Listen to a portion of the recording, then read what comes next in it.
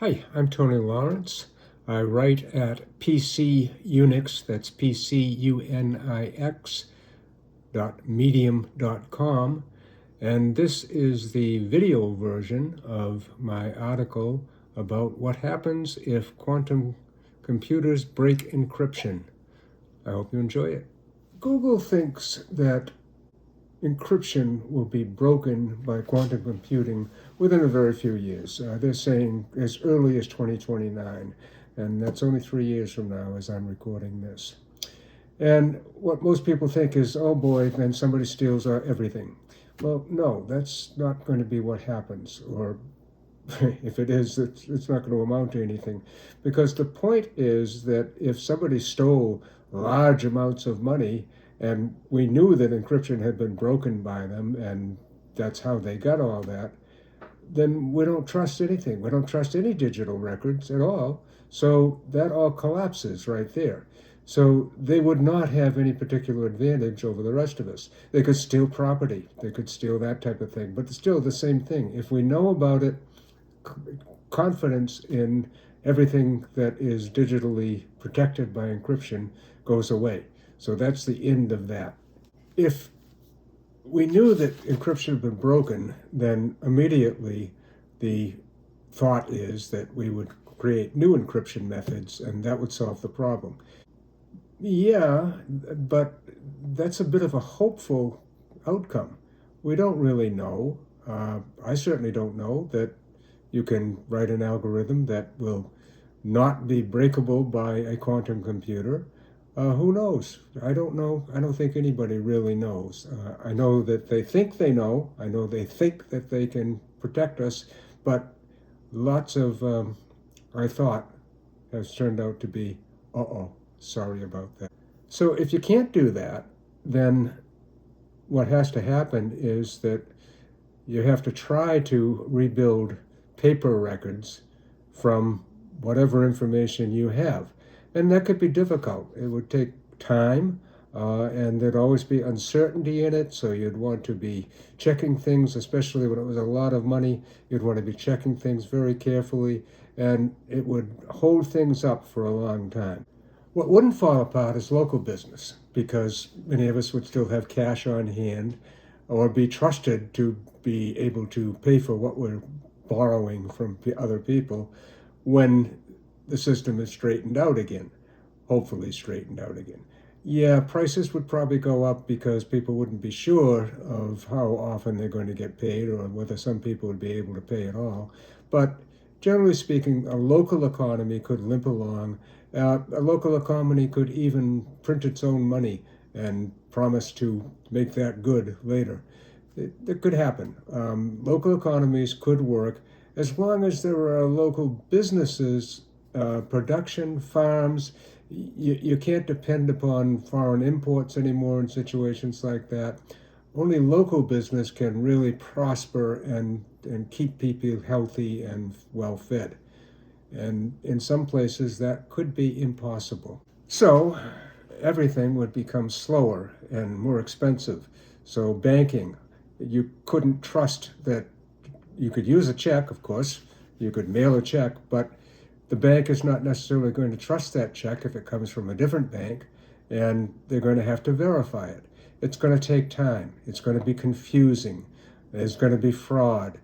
There's going to be a lot of problems going on if we had a mess like this. Now, as I said, some of us will have physical money.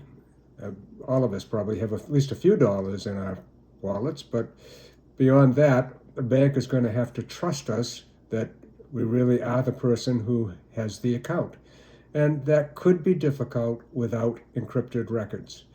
But I suppose eventually it will straighten out. They must have some paper records. You have statements, I have statements, maybe, although a lot of us do it online now and don't have anything physical printed out. But maybe it's available somewhere, and maybe we can prove that that money really is ours. So please set it up so that I can withdraw what I need when I can. Now, certainly people would turn to gold and silver because Well, we might have some. We might have some old silver coins battering around, and we may have gold coins, gold bars, silver bars, things like that. Silver and gold jewelry could become quite valuable in a situation like this. However, the people who have tons and tons of that stuff stockpiled away, they have a problem. How are they going to prove that that particular vault is theirs? Their real ID isn't going to help them with that because it could already have been taken, stolen by somebody else.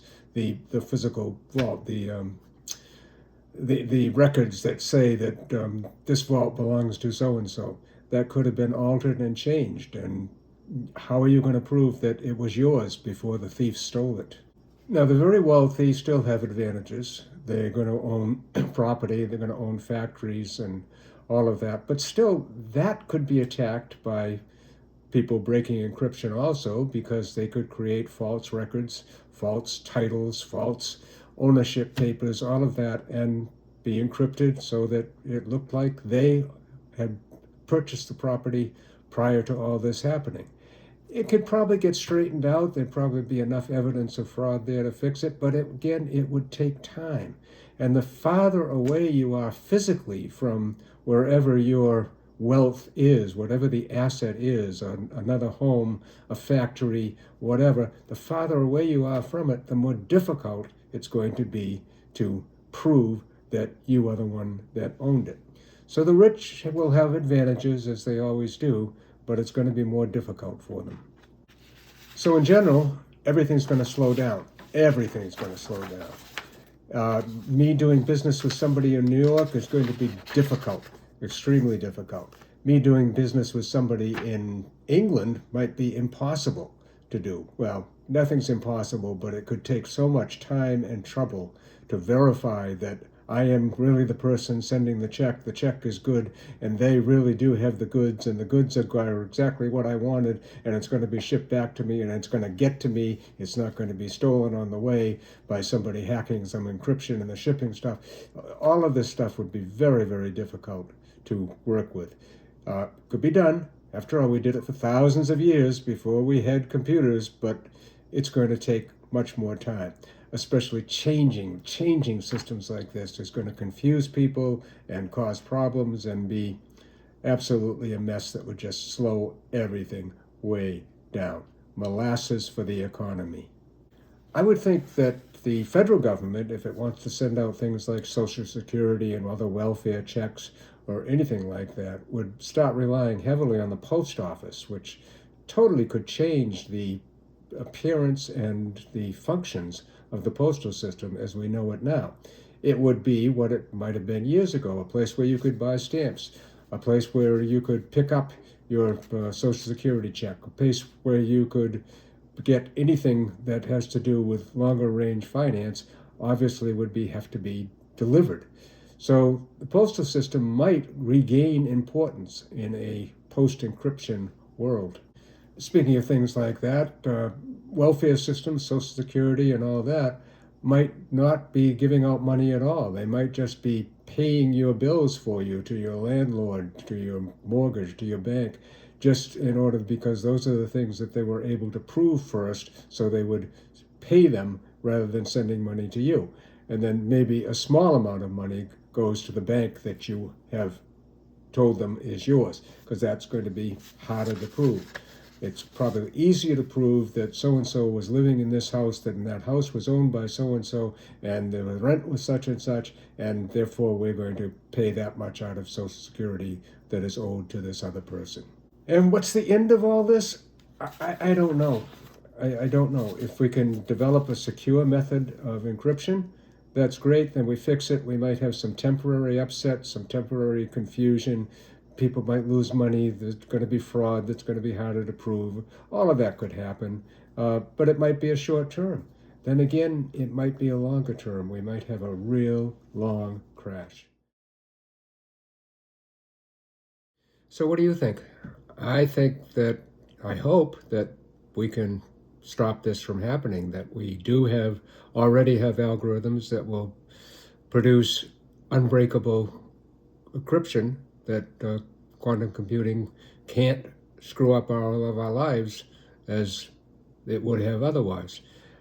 But I'm not sure. I think we can do that. I hope we can do that. I believe that there are people hopefully smart enough to do that, and that maybe AI can help with that. Who knows? But I'm not sure. I'm not sure. Are you sure? Love to know in the comments. Thanks.